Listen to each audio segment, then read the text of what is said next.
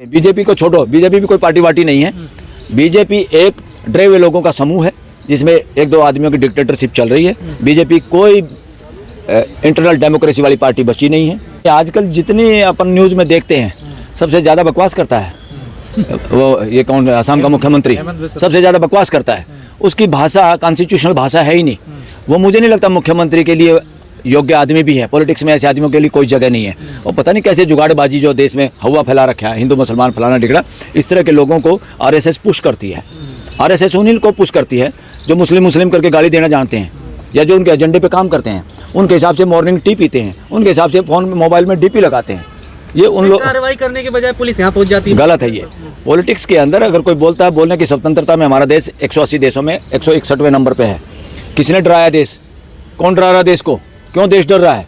Court ने भी, high court supreme court लोगों के राइट टू एक्सप्रेशन को बचाने में फेल हुई है बुरी तरह से। इसलिए मैं कहता हूँ हाई कोर्ट और सुप्रीम कोर्ट 5% से ज़्यादा अपना काम नहीं कर पाई। They are badly failed in their duties toward the country and constitution. BJP चुनाव जीत रही है क्या इस बार लग रहा है? जिस तरह के काम कर रही है तो चुनाव जीतने के तो काम है नहीं है। जिस तरह के काम कर रही है चुनाव जीतने के काम नहीं है। हेरा फेरी करके चुनाव जीता जा सकता है और हेरा फेरी पूरा देश को ये है कि हेरा फेरी करते हैं ये लोग और चुनाव जीतते हैं। और जिसके दिमाग में हेरा फेरी आ गई लोकतंत्र में, वही तो देशद्रोही है। नहीं, लोकतंत्र में हेरा फेरी करने का विचार भी नहीं आना चाहिए। लोकतंत्र में सबको साथ लेके चलना है, सबको साथ मौका मिलना है। वो अपनी मर्जी से नुमाइंदे चुन पाएँ, अपने प्रतिनिधि चुन पाएँ। अब जनता की मर्जी के नुमाइंदे नहीं हैं। इसीलिए तो लोकसभा में सारे के सारे जब नरेंद्र मोदी बोलता है, चाहे वो कुछ बकवास भी करे, तालियां पीटेंगे। क्यों तालियां बजाते पता है? उनको उसकी बात समझ में नहीं आती। या कोई राहुल गांधी बोलता है तो दूसरे बजा देते हैं ताली। इनको बातें समझ में नहीं आती, ये क्या कह रहे हैं। वो तो सिर्फ अपना फोटो कैमरे में आया, टिकट ना कट जाए। तो इसलिए ज़्यादातर इसी तरह के नुमाइंदे हैं जिनकी हिम्मत नहीं है पार्लियामेंट में बोलने की।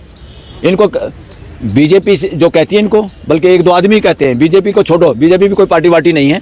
बीजेपी एक डरे हुए लोगों का समूह है जिसमें एक दो आदमियों की डिक्टेटरशिप चल रही है। बीजेपी कोई इंटरनल डेमोक्रेसी वाली पार्टी बची नहीं है। सबसे बड़ी पार्टी का नाम लेते हैं, मैं कहता हूँ सबसे डरी हुई पार्टी, एक तरह से सबसे नपुंसक पार्टी। क्योंकि आज के दिन सरकार चलाने की जिम्मेवारी बीजेपी पे है।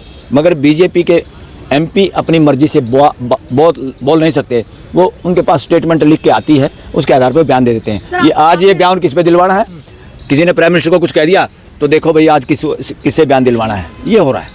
सर, आपने कहा बीजेपी डरी हुई पार्टी है, लेकिन अभी पश्चिम बंगाल की बात करें तो वो डराने का काम कर रही है। अगर हम किसी स्पेशल बीजेपी ने डरा रही, बीजेपी ने डरा रही। जो आका हैं बीजेपी में, जिनको सत्ता का चस्का है, जिनकी मानसिकता सत्ता की है, लोकतंत्र की नहीं है, वो लोग, दूसरे लोग तो प्यादे हैं सारे के सारे लोगों के हिसाब से कि चुन के आ जाएंगे, एमएलए एमपी बन जाएंगे, कोठियाँ मिलेंगी, लूट जोन में लूट मचाओ और अपना पैसे कमाओ, धंधा करो, अपने बच्चों को 2 नंबर में नौकरी मिलवाओ, 2 नंबर में टेंडर दिलवाओ। तो सारी ठगी ठोरी के लिए लोग करते हैं। किस भी सत्ता में हमेशा चमचे होते हैं और लोकतंत्र की व्यवस्था में चमचे नहीं होते। वहाँ बराबर के कार्यकर्ता और बराबर के लोग होते हैं।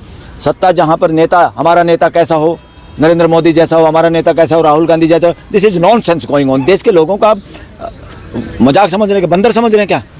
एक नेता होगा, पीछे फॉलोअर होंगे। वो तो ऐसे कर ही रहे हैं। जितने जो लूचे लफंगे, जितने भी सोकाल धार्मिक गुरु हैं, जितने जेलों में पड़े हैं, ये ऐसे तो माइंड वॉश करते हैं लोगों को। हमारा गुरु कैसा हो, फलाने जैसा हो, क्योंकि वो भगवान से मिला देगा डायरेक्ट।